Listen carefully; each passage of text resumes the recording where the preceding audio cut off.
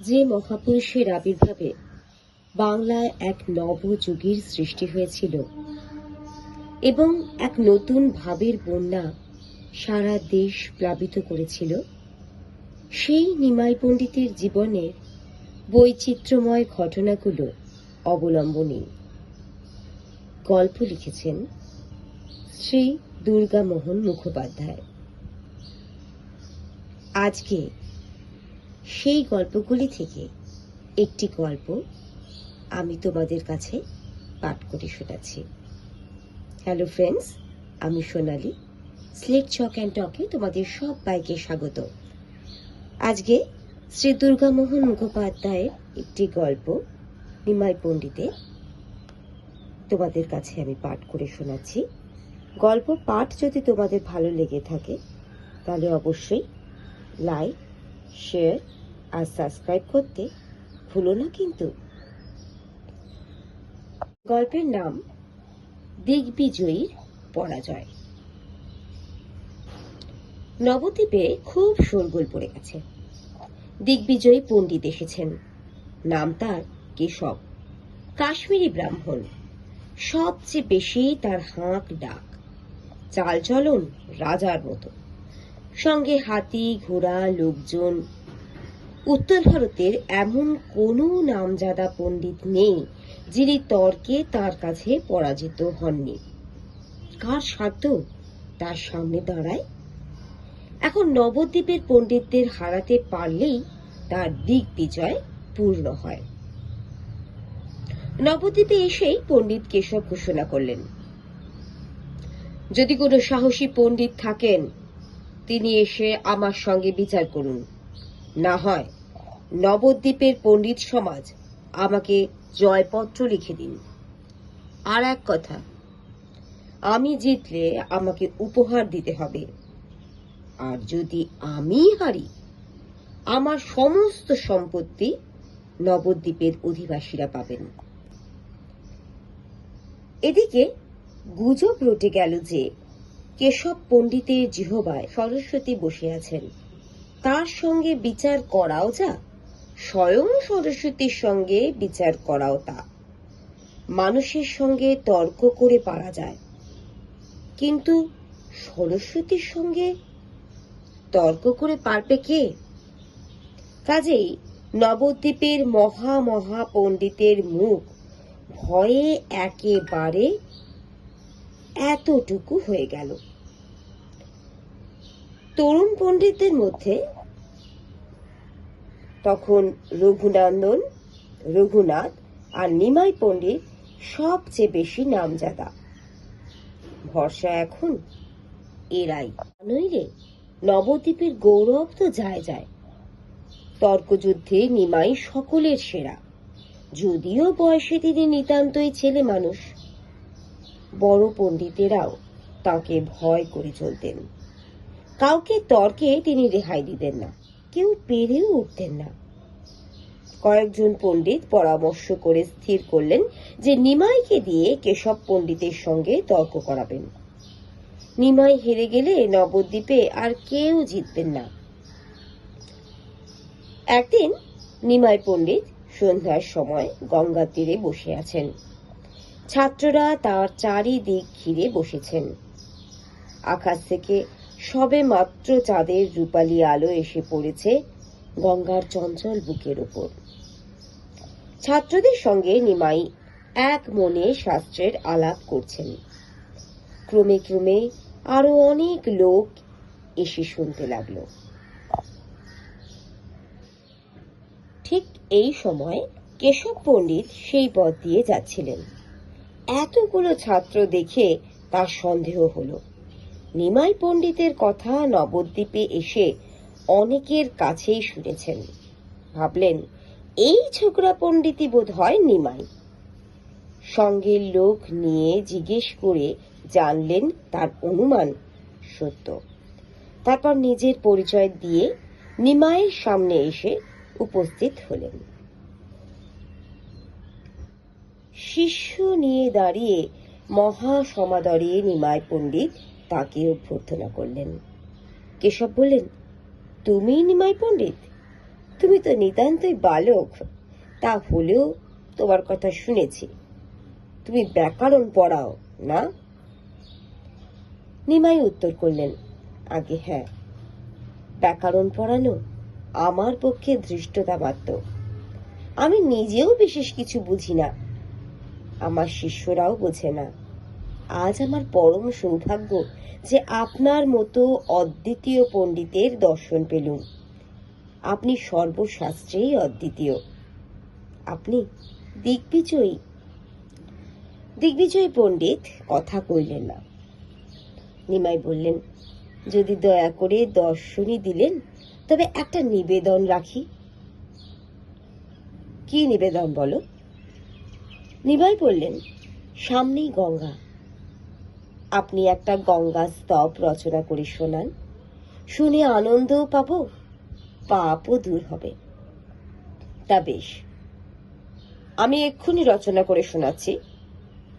এই বলে কেশব সুর করে স্তব পড়তে লাগলেন। এক একটা 4 লাইনের বড় বড় শ্লোক। একটা শেষ হয়, অমনি আর একটা আরম্ভ করেন। সকলে স্তম্ভিত। মানুষের দ্বারা এ কি সম্ভব? একটুও ভাবতে হচ্ছে না, অথচ অনর্গল শ্লোকের পর শ্লোক মুহূর্তের মধ্যে রচনা করে আবৃত্তি করা সরস্বতীর পক্ষে হয়তো সম্ভব, কিন্তু মানুষের পক্ষে সম্ভব হয় কি করে? ছাত্ররা ভাবতে লাগলেন, এমন পণ্ডিতের সঙ্গে বিচারে জয়লাভ অসম্ভব। তাদের ভয় হলো, হয়তো নিমাই এবার পরাজিত হবেন।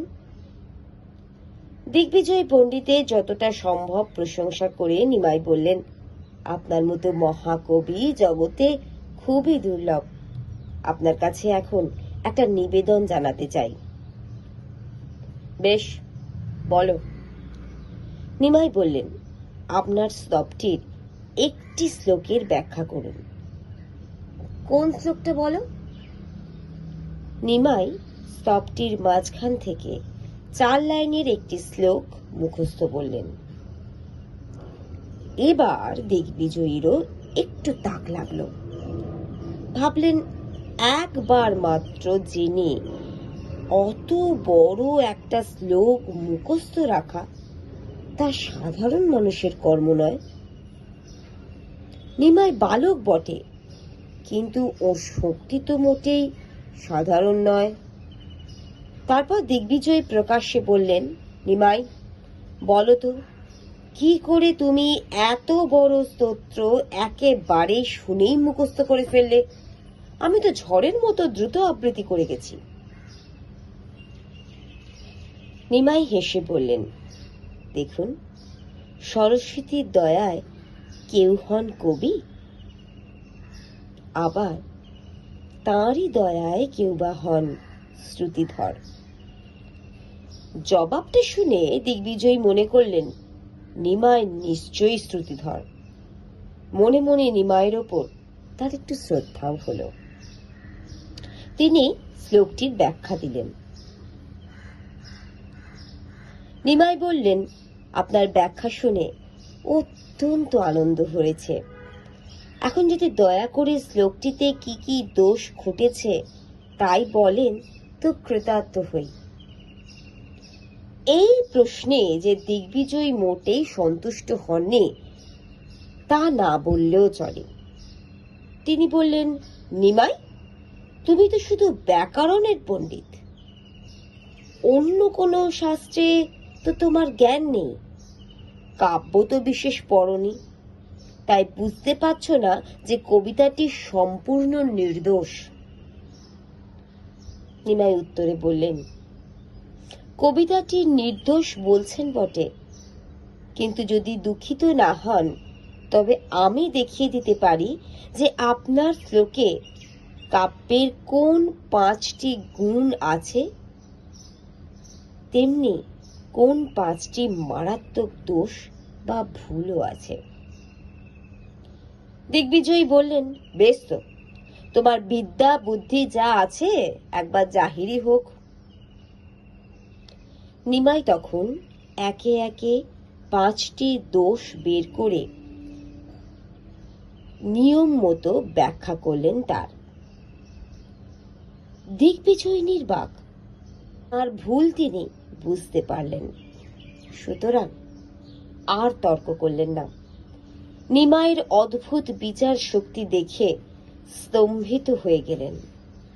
নানা দেশের নানা বড় বড় পণ্ডিতকে তিনি অনায়াসে হারিয়ে দিয়ে এসেছেন, তিনি কিনা শেষে হেরে গেলেন ব্যাকরণের এক ছোকরা পণ্ডিতের কাছে, তাও অতগুলো লোকের সামনে। লজ্জা আর অপমানে তার বুদ্ধি লোপ পেল। তার মনের অবস্থা বুঝতে পেরে নিমাই সান্ত্বনা দিয়ে বললেন, ভগবানের অনুগ্রহ ছাড়া কেউ কবিত্ব শক্তি পায় না। আপনি তা প্রচুর পেয়েছেন। জগতে এমন কোনো কবি আছেন যার রচনার মাঝখানে না কোনোখানেও কোনো দোষ নেই? আপনার লজ্জা বা দুঃখের কিচ্ছু মাত্র কারণ নেই। আজ রাত্রি বেশি হয়েছে, এখন গিয়ে বিশ্রাম করুন। বাসায় ফিরে গিয়ে কেশব বিশ্রাম করতে পারলেন না। সমস্ত রাত জেগেই কাটালেন। অতি প্রত্যুষেই তিনি ছুটে এলেন নিমাইয়ের বাড়িতে। নিমাই ঘর থেকে বেরিয়ে আসতেই কেশব পড়লেন তার কাছে পায়ে। নিমাই তাড়াতাড়ি তাকে তুলে ধরে বললেন, আমি ভালো, আপনি মহাপণ্ডিত, আপনার এ কি হলো? কেশবের দু চোখ দিয়ে তখন ঝরঝর করে জল পড়ছে। নিমাইয়ের সঙ্গে 2-4টি কথা বলার পর তিনি বাসায় ফিরে এলেন। তারপর তার সমস্ত ধন সম্পত্তি নবদ্বীপবাসীর মধ্যে বিতরণ করলেন এবং আর একটুও বিলম্ব না করে সন্ন্যাসীর বেশে জন্মের মতো সংসার ত্যাগ করে চলে গেলেন।